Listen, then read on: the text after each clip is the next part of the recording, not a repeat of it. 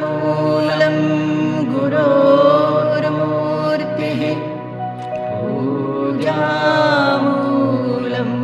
गुरोः पदम् मन्त्रमूलं गुरोर्वाक्यम् मोक्षमूलं गुरोः कृपा.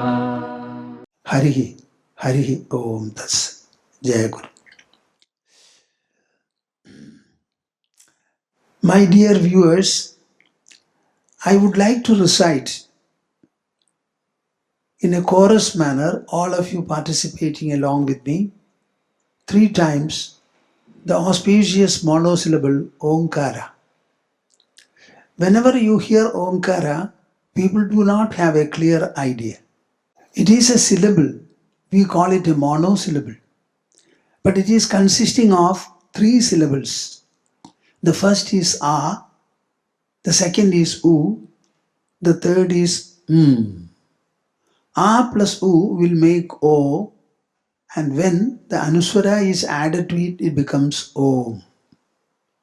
But the important part of it is that these 3 syllables put together represent the entire gamut of knowledge articulated by the human mouth. This is a point I would like you to clearly grasp.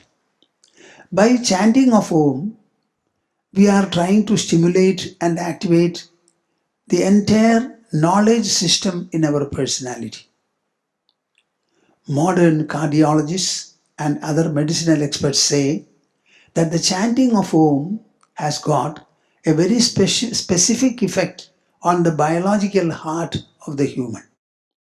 It increases the longevity, contributing a substantial measure of health and vigor to the heart. So far as we are concerned, we have been using this Omkara to stimulate our brain and other parts of the knowledge system, both in the matter of generation, evolution, and also expression and articulation. Keeping this in mind, I would like you to join me. I am not in very good health today. I also have some voice problem, so I may not be able to talk as much as I would like to and I am used to, but nevertheless I shall try. Please keep this in mind. Now, when we chant this, I am very particular that all of you should have a very attuned heart. We are the only creature upon the earth who has got the power of will, the power of ingenuity. Using the wish and the will, I would like you to enlarge your heart and perception so that it will cover the entire globe. Deliberately think that this chorus recitation should spread its beautiful vibrations to the entire globe, thereby offering benediction to all the creatures of the earth for their contentment and welfare. Let the hearts and the mind expand. Our motto is Vasudhaiva Kutumbakam. Our equal motto is Vidyadhanam Sarvadhanat Pradhanam. The wealth of knowledge is the greatest of all the wealth that we can think of amassing, preserving, and using. We are discussing, if at all, the knowledge, the wealth of knowledge. And this Omkara will be of immense benefit in the matter of acquiring and gaining wisdom and also disseminating it, articulating it effectively. I would like you to close your eyes, interlock your fingers and put them on your lap. Sit comfortably erect and chant along with me this Omkara 3 times in order that the whole universe is blessed. Harihi, Harihi.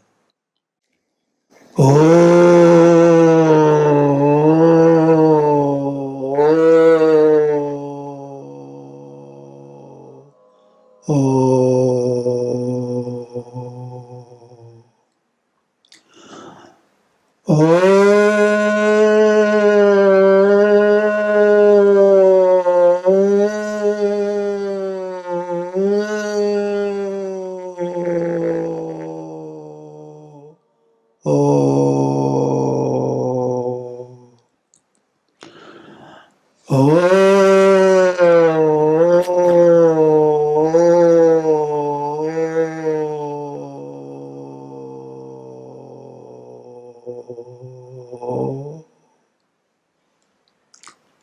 Om Das. Jai Guru. I greet all of you on this occasion, particularly the Teachers' Day. It began a few years earlier, keeping Dr. Radhakrishnan in front. But I would like to tell you that Teachers' Day has been the most important day for us right from the beginning of our cultural civilization. A fact that we are yet to discover and make popular of. We call it Guru Poornima. The word is very significant. Guru represents the teacher and Poornima represents the full moon. Generally, this is observed in the month of Ashadha, July, and on the full moon day. In India, all our celebrations are clearly indicated by days which we can look to understand by looking at the sky. We refer to our birthdays after the star, and all the 27 stars are on the sky and we can identify them. We also have days after the waxing and the waning of the moon. All the days are calculated on the basis of the earth and its revolution on its own axis. Then it goes on going around the sun. These two are the basis, the fundamental factor upon which our time calculation is based. What do you think of the culture that we have? We are living upon the earth, an evolution, a product of nature. We are all having our bodies which are evolved by nature. So we are ourselves a product of nature and we are surrounded by products of nature. And in all our thinking and practices, we keep nature and nature's representations very significantly in our mind. So the Guru Poornima is not after any person for us, the Teacher's Day. It is after the full moon in the month of Ashadha, July. I would like to say very clearly that in the Indian almanac called Panchangam, Guru Poornima is the most significant and holy day. Everything else follows. This is the day on which we remember, especially with regard to our teacher. We have teachers to teach us secular subjects. Equally, there is a teacher to teach us the spiritual subject. The secular subjects are all those which our senses perceive all around, including our own body. I see my body with the same eyes with which I look at the roof, wall, tree, the mountain, sea, and the stars on the sky. The same eyes are used to see the body. So we have got one sphere called the object knowledge. Knowledge about the objects our senses reveal. We equally have a subject of all these objects. While objects are external, outside, sensorily perceived and relieved, the subject is within our own body where the senses cannot penetrate at all. The senses cannot penetrate. Nevertheless, we are able to understand something like the mind and thoughts, feelings and emotions, memory. We have hardcore reason, logic, propriety. We have inferences, various kinds and standards of knowledge. We also have an ego with us. All these are inner subtle objects. Now, what is the subject with reference to which all these objects are referred to and interacted with? My dear children, this subject is indicated by the term I in the nominative. I. The child starts speaking I. The oldest person also speaks the same I. Everything in him has changed, but the I has not changed. It remains in the position of the eternal subject, interacting with all the objects in this world. That one factor, singular, only one, in contrast to the innumerable and endless objects, that is the sphere of the subject. The whole knowledge is evolved within the body by a deliberation of our mind and intelligence. The entire knowing process is within our body. It is there that the subject remains and the subject knowledge relates to it. We refer to our teacher who is able to teach us and impart the education of the subject, just like academic teachers are able to impart the education on the objects of the world. So our Guru Day is very, very important. I thought all of you have assembled today and we have the online session in which we are observing the Teachers' Day as usual annually. Very good. I thought this could be a very good occasion because all of you are knowledge seekers and you are going away from this college in order to teach children perhaps from the next day onwards. As you are involved in teaching, I would like you to understand that we have got a Teachers' Day which we were observing right from the beginning of our cultural civilization. What do we do on the Teachers' Day? We pay special respects to the teacher, and the teacher and the students sit together and they start reading our beautiful text of knowledge. There are three texts: the Vedic Upanishads on the one hand, the Bhagavad Gita on the other, and we have Brahma Sutras on the other. These triplets are at least read once. The teacher goes on reading and explaining. The students sit around him, and whenever there is a doubt, very seriously, that the doubt also is clarified. So it is a performance or a pursuit which the teacher and the students do together every year. So much of devotion we have for knowledge. Understand it very well. So I am very happy that you are observing this day, and I would like you to extend your understanding to the Teachers' Day which began from immemorial past, prehistoric days onwards in our country. Our motto generally is Vidyadhanam, as I mentioned, Sarvadhanat Pradhanam.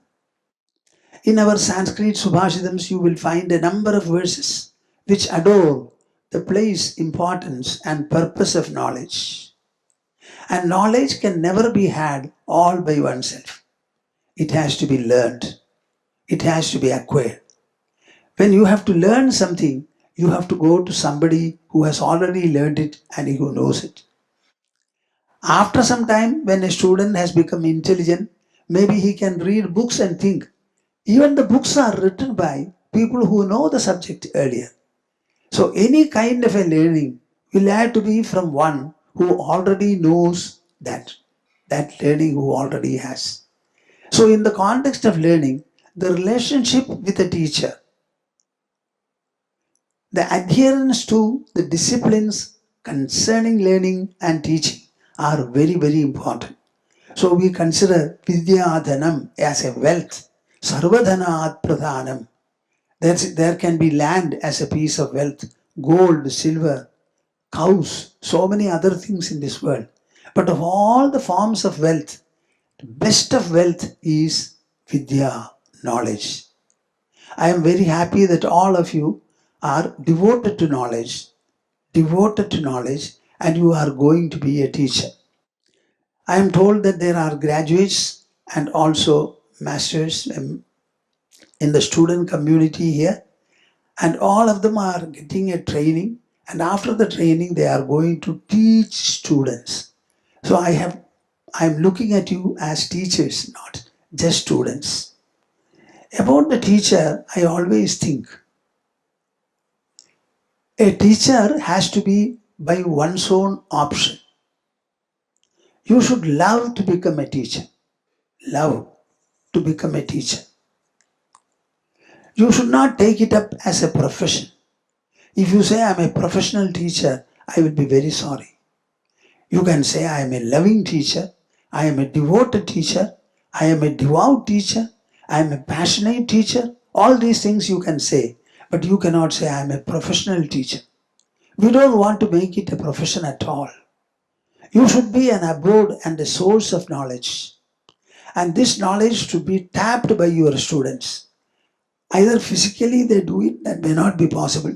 So you deliver the knowledge that you have, keeping the students together. It should be a spontaneous, hearty, wholesome, in depth, in fullness delivery. All the children are sent to you by their parents. The parents look after their bodies, look after to some extent their mental needs also. But when it comes to a question of knowledge and learning, they understand that our children cannot be taught by us. The students have to be sent to the teacher's presence. And the children spend perhaps more time with you actively, wakefully, than in their own homes. 5 to 6 or 7 hours they spend with the teachers. So you have the students exclusively before you for a number of hours. You should love them. Make them feel at home with you. If the students are able to say, I love my teacher more than I do my parents, I shall be very happy. So much of affection you should give them. Proximity you should give them. And they should always look at you with a lot of concern, anxiety, and attention. What is going to come out of my teacher's mouth? With how many ears do I have to hear what she says? It's all knowledge and knowledge and knowledge. It is going to enrich my heart, enrich my mind, enrich my intelligence, enlighten me at every point of time. Even the hardest of subjects, the teacher is able to make easy and comfortable for me. I like my teacher. I love my teacher. I adore my teacher.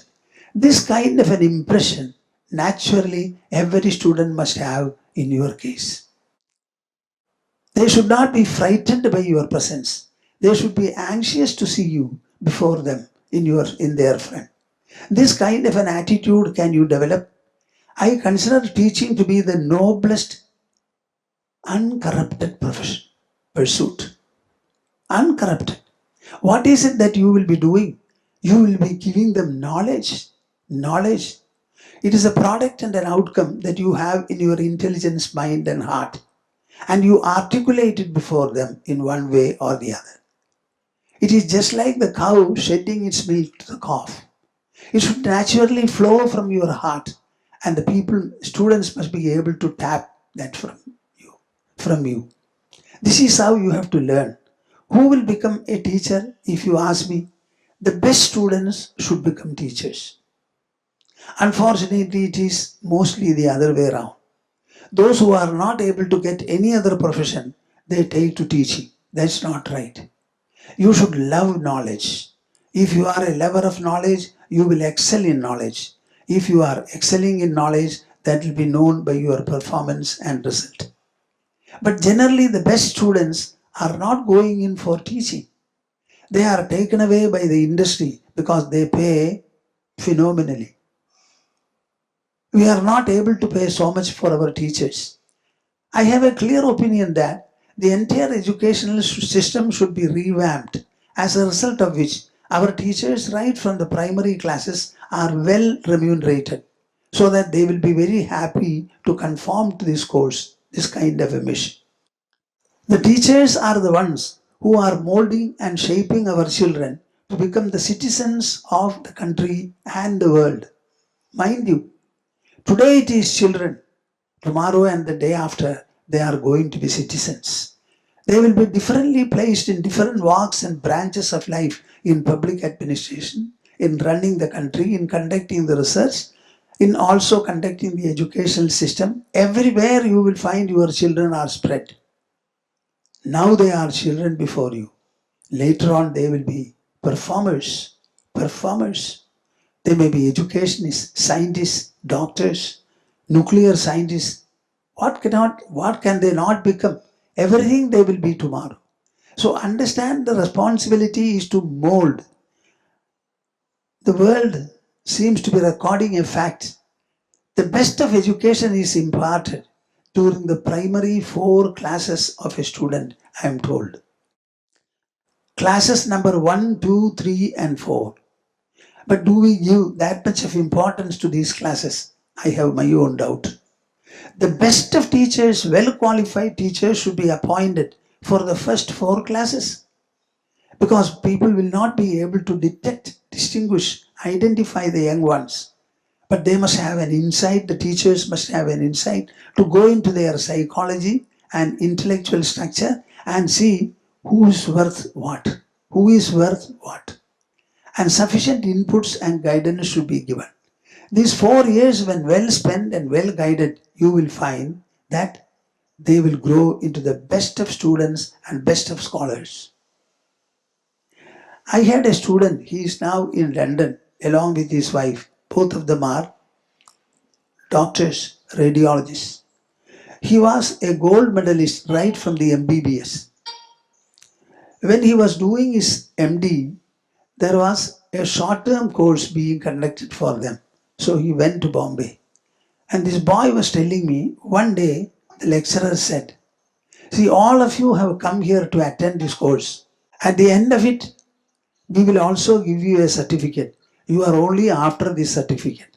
You have not come here as lovers of knowledge, as devotees of knowledge. You have come here to have the course somehow, complete it, get the certificate, and add it as a merit to your personality. But you don't understand that this knowledge has been communicated by the teachers. Unless the doors of knowledge are opened by a set of teachers before the students, how can anybody learn? So those people who learn the subject, who understand the subject, who have a love for the subject, they should become teachers, no matter what your remuneration is. So my dear children, what I want you to understand is, in your role, in your mission as a teacher, the thought of money or remuneration should never enter your mind and heart. Maybe nominally you will be paid something. It will not be sufficient, I say myself, it won't be sufficient.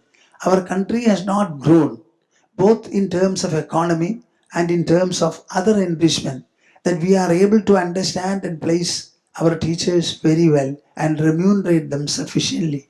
That stage has not come, but it will come in the next 1 or 2 decades. You should never think of any remuneration at all. You like knowledge and you like to impart it, considering it to be a mission. A mission. You know and you delight in knowledge. So that delightfulness makes you teach, and you will teach it well. And you start loving your students. Nowhere remuneration is common.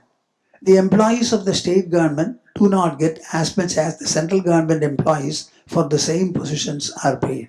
So there will always be difference. You will have your salary. It will be somehow sufficient for looking after your needs. That is sufficient. Keep it totally away.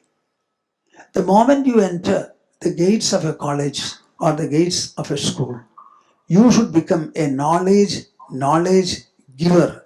Knowledge giver.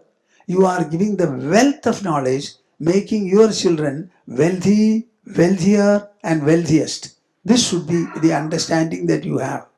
Every time you should be able to do so. Suppose you are not able to do so, I consider your role to be a failure, and I don't want it at all. I want you to excel in your knowledge bestowing mission. The difficult subjects will become very easy and comfortable in the hands of an expert teacher. I had a disciple in Alve, I don't think he is alive now. He was a mathematics teacher, Ramanathan by name. So he told me one day, Swamiji, I am a mathematics teacher. You give me a boy who scores 0 mark. I will get him a first class. It is something for you to think. What is the magic of his statement? How was he doing it? We have the story of Vishnu Sharma and Panchatantra, which I am not going to recite now. The king had 3 dunces. Nothing could be done for their head. Finally, he failed, called Vishnu Sharma at the suggestion of a citizen. Finally, he took them and said, when I return, all the 3 children will become the wisest. Otherwise, my name will not be Vishnu Sharma, he said. Now, we had such teachers. You can also be one like that. So every difficult subject in you will become easy. So you should develop an abiding interest in the student for the subject that you are teaching. How to generate it will be your task, your adventure, your discovery, your mastery. I have a devotee in Trichur. His son did the engineering course but could not make drawing. The matter was reported to me and I was also discussing. I told the father, let us find out an expert teacher, maybe a retired teacher. Ask him to take up the case of your son and let us see he teaches him first. So with the help of some engineering professors in Trishur, we were able to locate one teacher. He said, yes, I shall teach him. I will teach him for 30 hours, 30 classes, and he must get a distinction. Certainly he must have asked for some money. Fabulous money it could have been. It was paid also. About a few weeks passed and the student came and told me, Swamiji, the drawings are coming to me in the air. I am able to understand the drawings very easily. A subject I could not know at all. Just imagine the difference. The subject was the same, the student was the same, but the teacher was different. How that difficult, abstruse subject became very easy and comfortable for him, and he did well. He is occupying a very high position as a world leader in the corporate world in the Dubai region. I am narrating these things to you saying that, my dear souls, it is a very great and noble profession for you. I said I will not call it a profession. It is a pursuit for you and you are doing dissemination of knowledge. In Delhi, I was once taken to NIPA, National Institution for Educational Planning and Administration. They were conducting a very special program for some invited people. So the director was attending my discourses in the morning. So she asked me, will you come? I said, I shall come. Anywhere I am invited, particularly knowledge institutions, we are happy to come. So I shall come. So I went there. She was saying she had her own reservations whether the directors of the institution would welcome a kind of a person wearing this kind of a robe, this shaven head, etc. So when I went there, all the directors were standing right just above the staircase to welcome me. So I spoke to them. Would you like to hear what I spoke? I told them, look, this is an educational institution. All of you are highly qualified. Everyone is appointed. A full pay packet is given to everyone. And you are doing your job. But what you teach is knowledge. I would like to tell you that I am also a knowledge disseminator. But my life is entirely different. I left my profession. I left all my earnings 65, 66 years back. And I took up this robe. Before that, I had a shave of all the hair and beard. I took sannyasa from my Gurudev and with nothing in hand and wanting nothing, I started walking on the streets of India. From then on, for more than 65 years, the streets of India alone have welcomed me. And I have been moving about under the grace of the invisible providence. Doing what? Opening my mouth and talking to the people in front. Every time it is a moving university, imparting knowledge to the seekers who are present in front. Now this is an online program. So without seeing the audience, also I had to speak to them. I was giving a program called Mukti Sudhagaram in Asianet, which was heard by more than 10 million people every day. Many of them came and told me, Swamiji, we are addicted to what you say. We are not able to miss it. The knowledge I gained, I had an entry into, was so endearing, so delightful, so wholesome, so inspiring, so empowering, so elevating, so magnificent that I thought I must devote my entire life to its pursuit and promotion. This was the motivation I had. I am appointed by none. I am paid by none. But nevertheless, we are so devoted to its dissemination that we cannot remain any kind of an income seekers or with our family, etc. So much of devotion and fervor we have towards knowledge and dissemination. It is that knowledge abundance that has made me come and look at you and speak whatever you want me to talk about. At the end of the session, a professor of communications told me, Swamiji, I am a professor of communications. I find that you are the best communicator I have seen. What do you understand from this? My dear souls, when I say that all of you should look at knowledge and knowledge transmission as a great mission, there is a lot of meaning and purpose. The children should not be able to forget you when you teach well. The place they give you in their heart will be much more than whatever they give to anybody in this world. This should be your approach. Janaki teacher had a short talk with me on the telephone. She was saying that for 40 years or more, or maybe half a decade, 50 years, she has been teaching because she has, this is the common word, passion for teaching. I don't like to use the word passion for teaching. Passion. I think you must have some other better word. We have got what? An affinity for teaching. I have got an identity with this mission. It appeals to me very much. Knowledge you should acquire so much that it fills your heart and flows. Fills your heart, flows. I always say, who is a very good student, very good teacher? The best teacher is he or she who is a constant student in his or her heart. The teacher should always reflect the student. What does the student need? Does he understand what he says? How to facilitate his understanding? How can the subject be exposed in a manner that it will allure him, inspire him, hold him, as if in a wrench? This should be the idea. So reflect upon the subject, learn it very well, thoroughly, again and again, so much so that you become a master of the whole subject. The same subject invariably all teachers teach throughout their life. So this is the way. Now, Janaki was telling me about value-based education, etc. About that, what I have to say is value-based education. Value-based education. What is meant by a value? We are not speaking about ornaments for the body.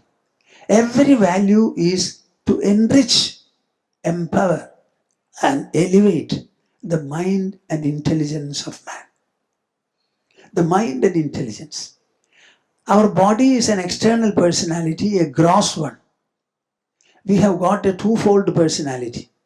This is only one counterpart, visible, gross, external, made up of by matter and energy. But understand, matter and energy are inert, insentient. They have no power of cognition, understanding, knowing, feeling, nothing. But we in our inner personality, we are able to think, feel, have emotions, memory, knowledge, everything. So our inner personality is different from the physical gross bodily personality. That inner personality consists of mind, intelligence and ego. Mind, intelligence and ego. Every value is bearing upon the mind and the intelligence. Whenever I propose a value and explain it properly, anybody who reads about it or listens to it, I am sure, will instantly have that exposure will evoke a twofold response from him. One is an emotional persuasion. An emotional persuasion. When I say emotional persuasion, it is from the mind. Another is a rational compulsion, that is from the intelligence. When two or more people live together, value and discipline become necessary. If you are alone in this world, no value, no discipline, you are free to do whatever you want. But the moment two people live together, to which extent I can have my freedom, because he is also by the side, we are moving together, or he is somewhere. So I should not cause any disturbance to another. I cannot interfere with his freedom. So disciplines and values become important. So there is no question of option in the matter of value. Value is indispensable. Value is compulsory. Value is not optional. So we must be able to express national values, values tested by time, evolved, practiced, pursued, and perfected in our country over a large period of time. Every value is bearing upon the emotional mind and rational intelligence. When such values are presented, the students will never be able to say no. They have to listen to, absorb, and be guided by. So when we say value-based education, it is not something difficult or distant. It is something related to our mind. You tell me, is the mind closer to you or the body closer? Is the mind closer to you or is the body closer? Our mind is closer. Maybe our intelligence is still closer. Our ego is still closer. And there is still something closest in you, and that is the I, myself. I, myself. That is the closest. So values relating to the mind and intelligence can never be refused. Certainly not. Without mental and intellectual disciplines and refinements and reformations, can anybody live? In fact, a society becomes adorable. A society becomes a model and an example, provided they have mental, intellectual disciplines, refinements, standards, styles, and goals. We have founded an institution called Foundation for the Restoration of National Values. Our Dr. Sridhar, the Metro Man, is the president. He is also in our board also he is there. He is the president. He is becoming old and he wants somebody else to take up the job. So these values you will have to hunt for. Let the syllabus education be there. That you will do. That's okay. But together with that, some time you should spend with the students. Let us say 2 or 3 hours in a week. You should spend with the students.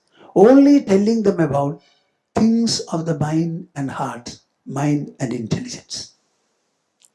If you are able to orient yourself for that and you are able to share the national values, that will be a great contribution. See, we are writing a book on cutting, using a knife. So we have learned it. Unless you have a knife sharp enough, at the same time carefully made so that when you touch the handle and use it, you will not be hurt, the finger will not be cut. Similarly, all the learning that you are imparting to the students, if they want to use it properly, they must have a sterling character, and they must have an amiable behavior, and they must have an effective interaction. All our values are meant to shape the character, constant factor, behavior, visible and flexible, and interaction with the others and the rest of the world. All our values are based upon character, behavior, and interaction. Who is there in the world to say that these values are optional? Bring one person before me. I will change his point of view in 5 minutes. While teaching the values, we should never bring religion to the forefront. Religion is a very specific area. It deals with a system of morality or ethics, pleasing to God. God is a concept. There may be people who do not believe in God. Why should you trouble them at all? Our values are based upon our own human personality. particularly the mind and the intelligence. So whoever has mind and intelligence will certainly be attuned to whatever you speak and whatever you teach in terms of values. Religiously, people are different, but value wise, they cannot be different. So take truthfulness, ethics. Can there be any religiosity about it? A man of no religion also will have truthfulness. All the forms that you prepare before the government, whatever I have stated above is true and correct to the best of my knowledge and belief, and you put your signature. Everybody signs it. So, like truthfulness, satyan nasti paro dharma. Satyan nasti paro dharma. There is no dharma or propriety which is greater than truthfulness. Similarly, all our values can stand independently. They relate to the mind and the intelligence, and anybody will accept it provided it is properly explained. Maybe you have to learn about them. You have to think about them with a new direction, in a new manner, so that you will have a proper assessment about value, and looking into the eyes of people with an insurmountable force, you will be able to speak to and then say, this is a value and it is compulsory for everyone in this world. The moment you step out of your house, where do you place your feet? You place your feet on the footpath of the road. Neither the footpath nor the road belongs to you. You can maximum place, my house belongs to you. The lawn belongs to me. That is also a right awarded by the government by means of a registration process. So about values, there need not be any debate at all. So I think our teachers require a new orientation in the matter of understanding the values and sharing them with the children. So I wish Janaki teacher best the art of teaching. Having taught for decades, she has every right to say that teaching is an art, and she has something to say about that art. I hope the book will be good and useful and relevant. She has written earlier books also, and it should be very timely for all of you. So this is the best time you can start thinking afresh and enrich, empower, and reinforce yourselves as a teacher to shine with untarnished luster. Children should run after you for learning. That kind of a proficiency, not profession, proficiency you must have in learning and teaching. Constantly reflect the student in your mind and heart, and try to feed the student in a manner that he and she will like. I wish you all success and fulfillment. I shall remember this occasion in my mind. I am also, every time, I spend maximum hours every day with my computer. I spend about 7 to 8 hours. And what do? I only talk to people or I write to them. Either I talk or I write. There is no other activity for me. So I still spend about 7 to 8 hours with my computer, and I am writing. We are running 2-3 journals. One is in English, Vichar Setu, The Path of Introspection. The same, another journal, Vichara Sarani in Malayalam, and Vichara Setu also in Hindi. So these articles, some of them are written by me. I have to read all of them, particularly in Vichara Sarani. Then we write many other things, quite a number of books also. Recently I completed a book, Insights into Bhagavad Gita. Now I am translating that book into Malayalam. When I myself translate, I can have enough freedom. So it need not be a literal translation. It is translation, no doubt, but it is much more than that. Now I am concurrently writing another book on Ashtavakra Samhita in English. So you should understand that the Swami who speaks to you is very much given to knowledge. Given to knowledge alone. Sometimes I humorously speak, Swamiji, what are you worthy of? I have an inestimable capital with me. What is that? My tongue. That is the capital I have and I invest. and I have been investing it for quite a number of decades now. The time has come for me to retire, not continue for a long time. So I wish you well, and some of you at least should keep company with me and let me know how you fare in the hands of whatever you had in the way of an exposure today. I would like you to be sterling teachers. All your students should like you, love you, be fond of you, and they will be remembering whatever you have said. Apart from the subjects that they have learned, they must have something to remember you. I was going in Kerala to different places. Once I went to Cherpalasheri. Then I heard that one Yashodamma was the headmistress there. The moment I heard, I wanted to verify. Is it that Yashoda teacher who was appointed for the first time in Vadakanjiri in our school where I studied? She was fresh as a graduate. She was teaching science. So one day she was teaching and I had a little doubt. When the teachers teach, no student will question those times. So I got up. Teacher, I did not understand this subject. Will you explain to me once again? I don't remember in which class I was. The whole class was stunned. What is this? She has come to teach and I am a student. I did not understand what she said. So I am requesting her, will you explain it once more? She said, you ask me any number of times, I shall explain. My dear children, that one sentence of hers and the mood she exhibited on her face, that was sufficient for me. I never met her. She never knew me. We went on. When I was having my Jnana in Charplaseri, I said, I would like to see this teacher as a headmistress there now. Please ask her, when can I go? You know what Yashoda teacher said? I will go to Swamiji. She did not allow me to go and see her. She came to see me. There was another class teacher, Shankar Narayanagir, in Vadakanjeri. He was a very emotional type of man. One day he was teaching English. And while teaching, he said, the path of life is not a bed of roses, he said, and bet the table.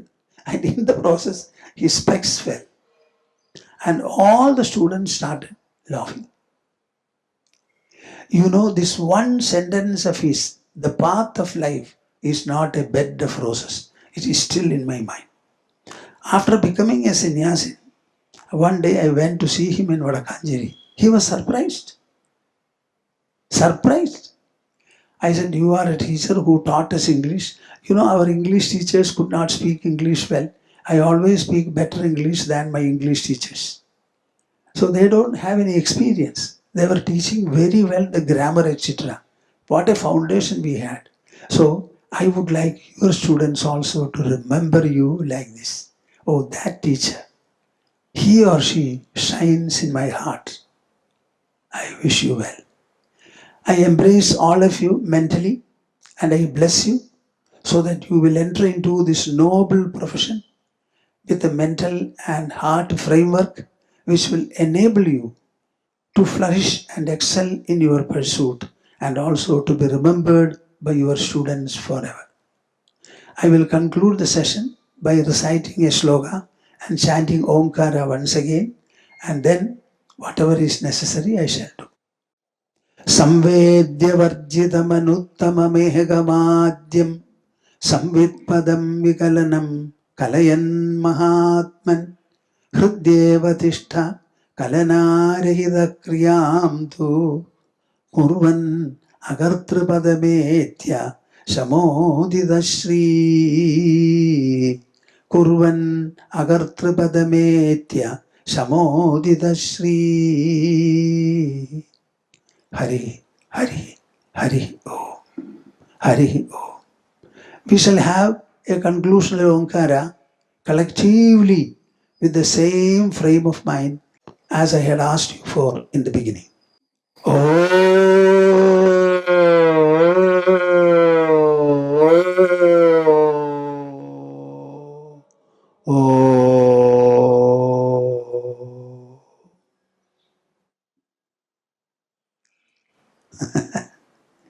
Okay, very good, very good.